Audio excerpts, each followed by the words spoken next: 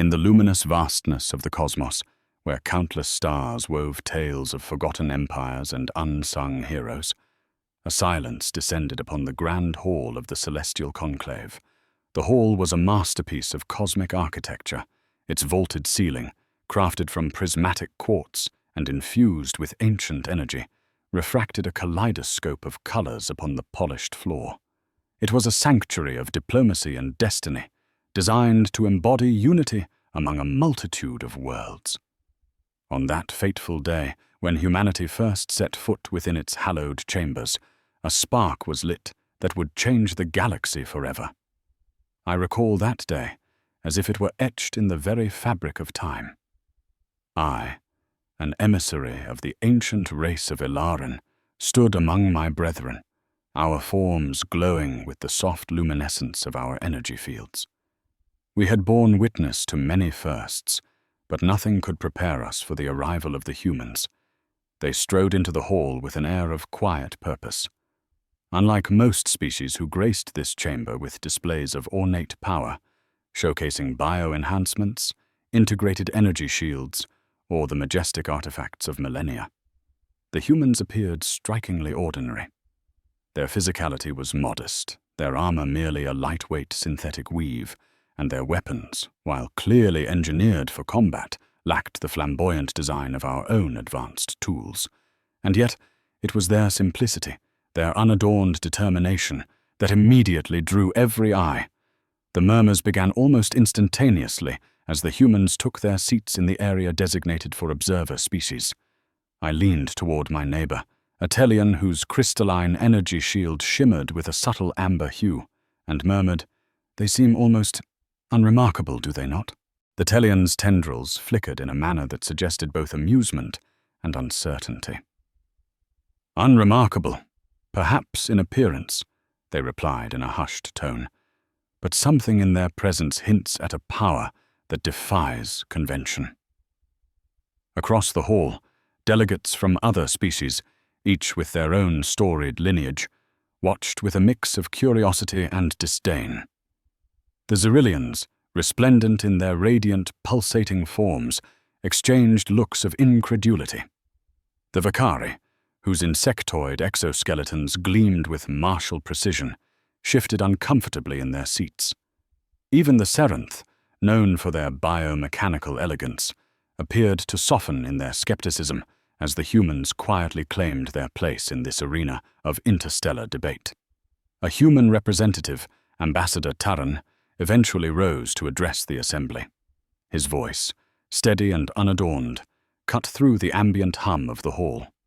"We are here to observe," he stated plainly.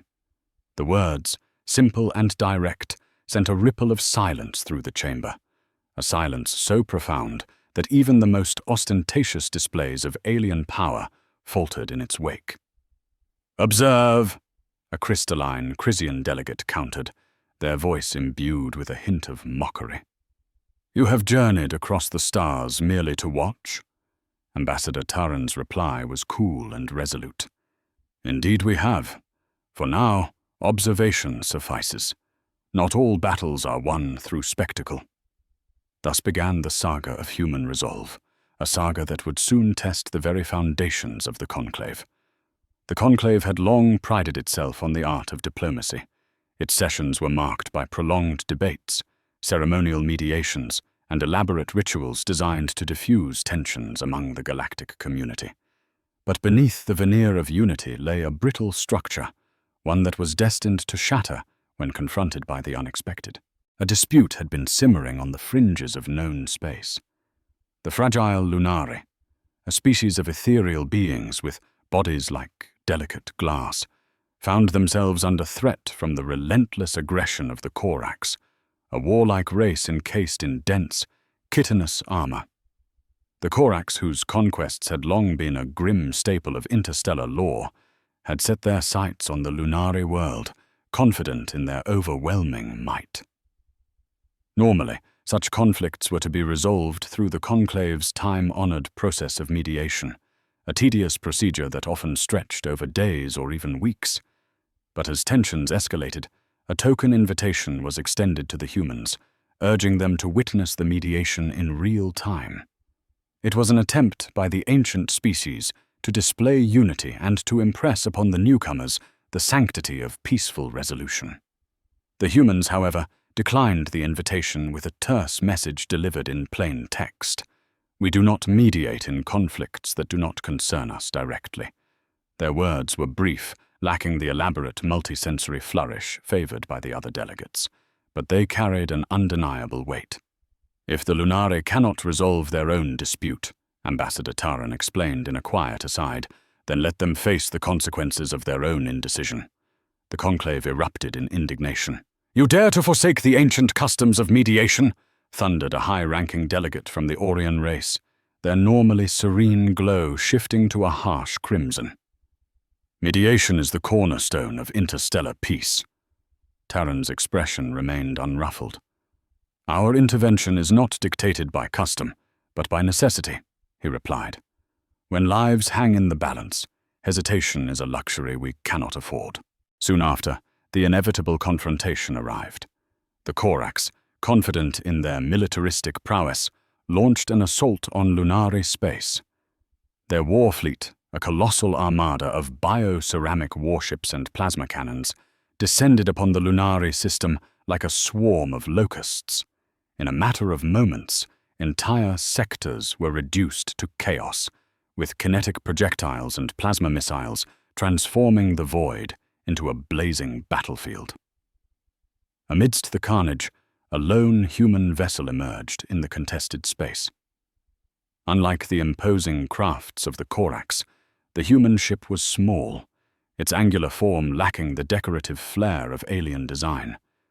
But it exuded an aura of calm efficiency. Hovering amidst the debris of the initial barrage, its shields, simple yet resilient, absorbed the onslaught without a hint of faltering. A crackle of disbelief surged through the interstellar monitors as the human vessel fired a single, precise shot. The explosion that followed was not a mere detonation. It was an annihilation. The mighty Corax warships disintegrated as if their very molecular bonds were undone, collapsing into shimmering dust before the eyes of stunned observers. Within minutes, the once dominant Corax fleet had been reduced to nothingness. The Lunari, whose existence had teetered on the brink of extinction, breathed a collective sigh of relief. The conclave, however, was plunged into turmoil. How could a species so seemingly unremarkable defy the laws of physics and expectation with such effortless precision? In an emergency session convened within the Grand Hall, the delegates demanded answers. "Your vessel acted without authorization," boomed the voice of a towering Vakari delegate, his mandibles clicking in fury. "You violated the protocols of the conclave and endangered the stability of the galaxy." Ambassador Taran rose once more, his gaze steady and unyielding. "We acted because no one else would," he declared softly. "The Lunari were facing extinction while you debated the merits of tradition. In times of crisis, our duty is not to deliberate, but to act." "But how can you justify such unilateral action?" pressed a luminous Chrysian delegate, their crystalline form trembling with indignation. "Do you not see that by bypassing our authority, you set a dangerous precedent?" Taran's reply was measured and cold. "Our methods may not conform to your ancient protocols, but they are born of a singular truth. When words become mere echoes in a void of inaction, decisive action becomes the only path to survival." In the wake of the Corax debacle, the conclave's leaders were left reeling. The very foundation of their diplomatic order had been shaken, and many delegates feared that the human approach, driven by sheer adaptability and resolute independence, might signal the end of a millennia-old system of governance. Determined to assess this newfound threat, the conclave proposed a series of joint military exercises. These drills were framed as opportunities for shared learning and unity, yet their true purpose was to scrutinize the capabilities of the human contingent. Invitations were extended to all member species, and an uninhabited, barren moon was selected as the arena for these tests, a desolate landscape, pockmarked with craters and rocky outcroppings, far from the influence of any civilization. As the day of the exercises dawned, fleets from 5 of the Conclave's most illustrious species assembled. The Orions deployed their ethereal energy web drones, devices renowned for their delicate yet lethal precision. The Xerillians brought forth their crystalline infantry, soldiers encased in nearly impervious, luminous armor. The Vicari contributed their massive, armored behemoths, bred and honed for the art of close combat.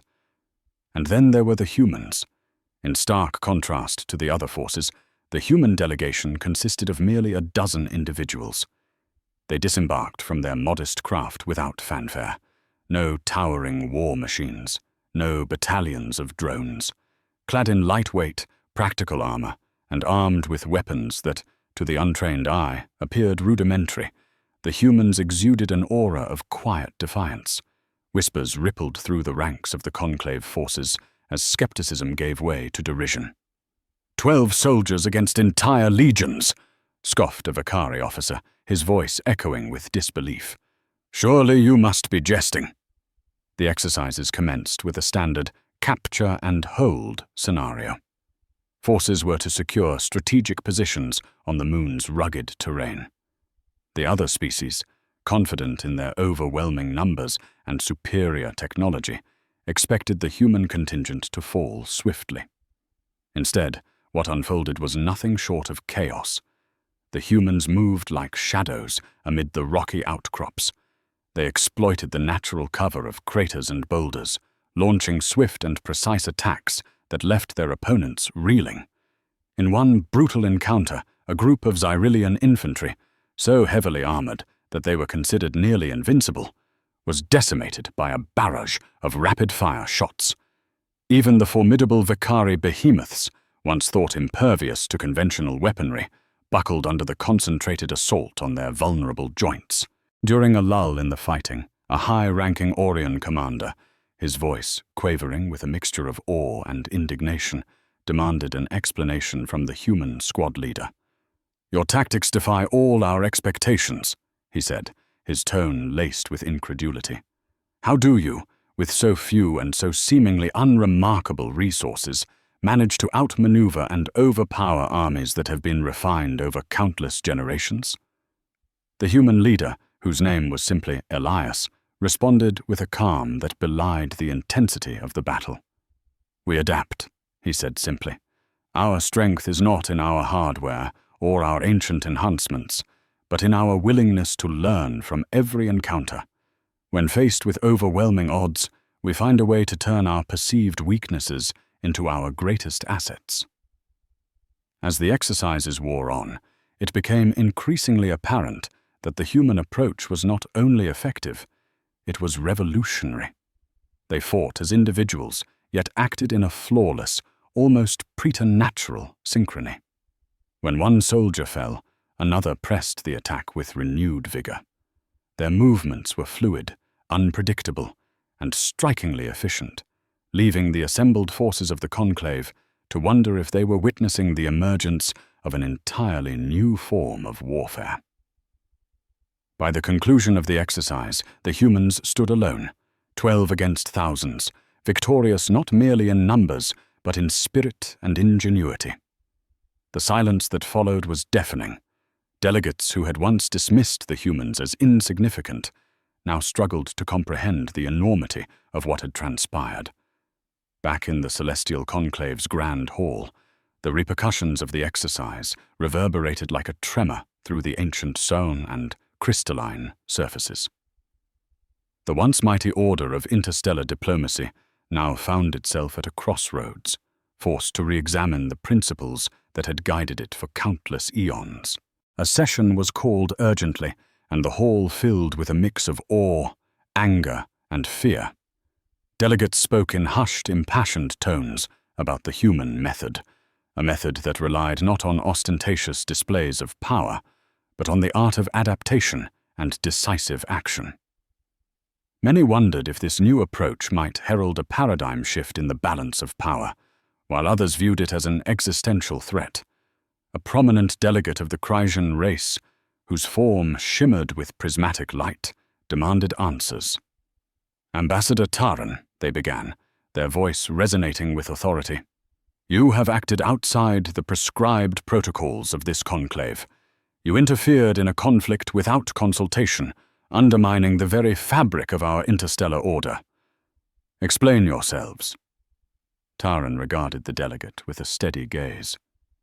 "We acted not out of hubris, but necessity," he replied. "When the Lunari faced annihilation, your debates and protocols left them to perish. We did what was required to preserve life. Peace built on inaction is no peace at all."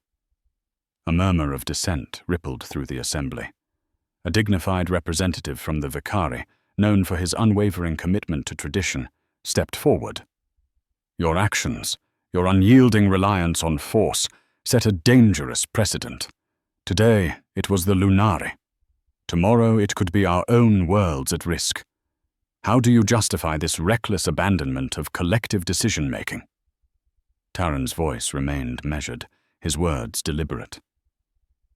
"Recklessness is a matter of perspective," he said softly. "You cling to age-old rituals, while lives are snuffed out by inaction. We do not seek domination, nor do we covet power for its own sake. We simply choose to act when action is the only path to survival. The galaxy is changing, and clinging to outdated protocols may cost us everything." The debate raged on, each delegate expressing their fears and hopes in voices that echoed through the crystalline walls of the hall.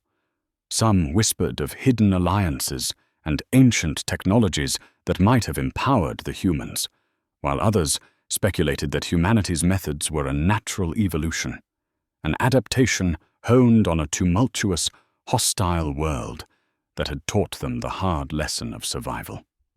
In private sessions, the conclave's most esteemed researchers and strategists pored over data gathered from the exercises and the conflict with the Corax. Their analyses painted a startling picture. Humanity's resilience was not a mere fluke of advanced engineering or secret alliances. It was the culmination of an evolutionary struggle on a world where survival was an unending battle against nature's most brutal challenges. Earth, a chaotic planet besieged by relentless natural disasters, rampant diseases, and predators of every conceivable form, had forged a species capable of transcending its own limitations. The humans had not evolved to be the strongest or the fastest, but they had honed an uncanny ability to adapt, to learn from every setback, and to find innovative solutions under pressure. This revelation sent shockwaves through the inner circles of the conclave. "They have turned adversity into an art form," one senior strategist remarked during a clandestine meeting. "Their history is not one of complacency, but of relentless struggle and adaptation. We must reconsider everything we thought we knew about power and progress." Yet, as the researchers divulged their findings, a deeper, more unsettling question began to emerge. If humanity could thrive by embracing such radical adaptability, what then of the conclave's rigid adherence to ancient protocols? Was it possible that the very methods that had sustained this venerable institution were now hindering its ability to respond to a rapidly evolving galaxy? In the aftermath of these events, the celestial conclave was left in a state of profound introspection. The Grand Hall, once a symbol of unity and order, now resonated with an undercurrent of anxiety and uncertainty. Delegates retreated to their respective worlds, each carrying with them a singular, haunting question. What if the human approach was not an aberration, but a harbinger of a new era? Ambassador Taran, ever the enigmatic figure, continued to attend sessions with the same calm indifference that had marked his every appearance. Yet behind those steady eyes lay a resolve as unyielding as tempered steel. "We do not seek to impose our will," he would often say quietly to those who approached him in private. "We only act when the system fails, and make no mistake, when the system fails, lives are at stake."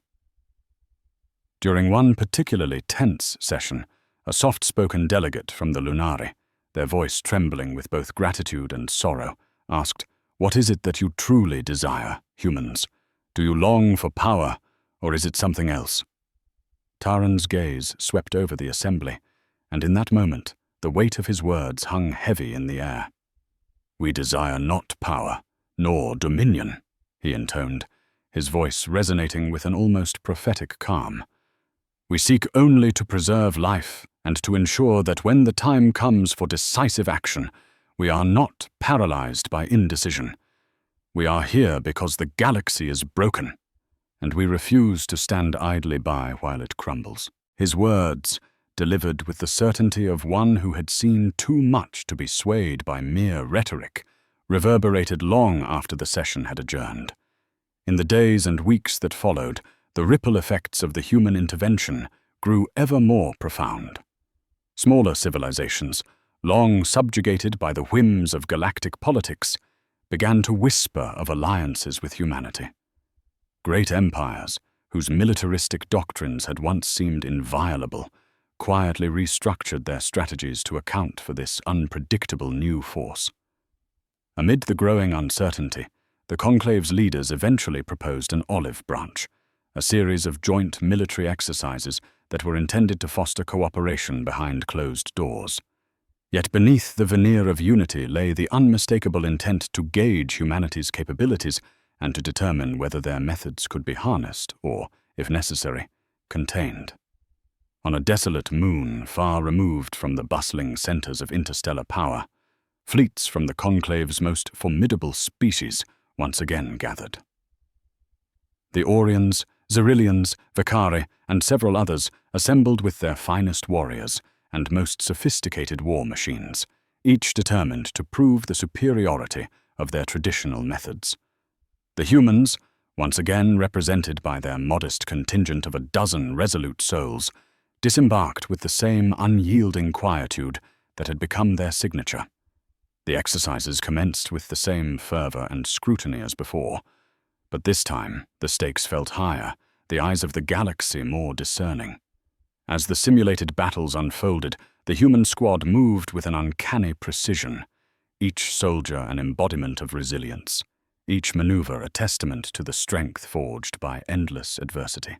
In one dramatic encounter, the human team outflanked a group of heavily armed Xyrillian units by exploiting the rugged contours of the moon's cratered surface, while the Xyrillian infantry relied on their radiant armor and seemingly impregnable formations.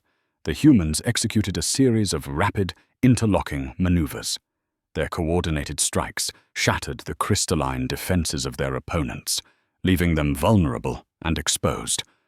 At the conclusion of the exercises, the silence that enveloped the field was absolute. Every delegate, every warrior from across the galaxy could not help but acknowledge the undeniable truth. The human approach was not only effective, it was transformative. In that barren, windswept landscape, the future of interstellar conflict had been irrevocably rewritten. In a final, private conclave convened by the highest authorities of the Celestial Conclave, the matter of humanity's place in the galaxy was laid bare.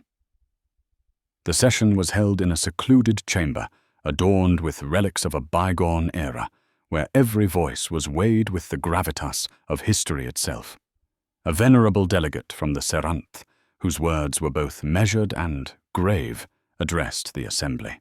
"We stand at a crossroads," they intoned. "Our traditions, our methods, these have served us well for millennia, and yet today we have witnessed a force that challenges everything we hold dear. Can we, in good conscience, ignore the lessons that have been presented to us?" Another delegate, this one from the ancient order of the Chrysian, replied with quiet intensity. "Perhaps it is time to embrace change, not with trepidation, but with resolve. The human spirit, forged in the crucible of hardship, is not one of recklessness but of necessity. They act because they know that in the balance between action and inaction, lives are the true measure of our success." As the debate deepened, Ambassador Taran's presence loomed large, even in his silence. His earlier words had become a rallying cry, a simple, unadorned truth that cut through the layers of ceremony and tradition. "We do not seek to rule," he reminded the assembly. We only seek to ensure that the galaxy does not fall victim to endless debates while suffering unfolds. Our methods are born of necessity. They are a response to a broken system that has lost its way." The chamber fell into reflective silence. For the first time in its storied history, the celestial conclave found itself questioning the very nature of its existence. Had the rigid adherence to ancient protocols become an impediment to progress? And if so, could the infusion of human adaptability and decisive action herald a new era, a reformed galactic order that balanced tradition with the imperatives of survival? In the years that followed, the echoes of that historic day resonated throughout the galaxy. The celestial conclave, once a bastion of unchallenged authority, was forced to confront its own limitations. Slowly, debates were replaced with pragmatic strategies. Long-winded mediations gave way to rapid responses to emerging crises. Smaller civilizations, emboldened by the example set by humanity, sought alliances that valued action over mere rhetoric. Even the mighty empires began to adopt elements of the human approach, recognizing that adaptability was the true hallmark of survival in an ever-changing cosmos. Ambassador Taran and his fellow humans continued to observe the conclave's sessions, their expressions as inscrutable as ever. They rarely intervened directly, yet their very presence served as a constant reminder that sometimes, to preserve life, one must act decisively rather than wait for the perfect moment of consensus.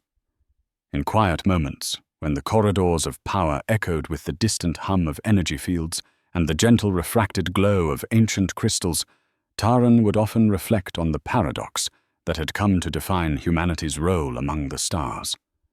"We do not desire power," he would say softly to those who asked, "but we understand that power is not in mere strength. It is in the ability to adapt, to learn, and to overcome. When lives hang in the balance, hesitation is our enemy." And so, as the galaxy spun on its timeless course, a new chapter was written.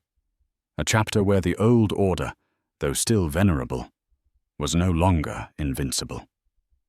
The human spirit, marked by its simplicity and resolute determination, had ignited a transformation that would forever alter the course of interstellar history. The celestial conclave was reborn not as a relic of bygone traditions, but as a dynamic forum where the imperatives of survival and the wisdom of experience coalesced into a future that promised hope, resilience, and unity. In that era of uncertainty and renewal, one truth remained indelible. The cosmos was vast and ever-changing, and within its infinite tapestry, the unyielding light of human resolve shone as a beacon, a reminder that even in the face of overwhelming odds, the spirit to endure and to adapt could reshape destiny itself.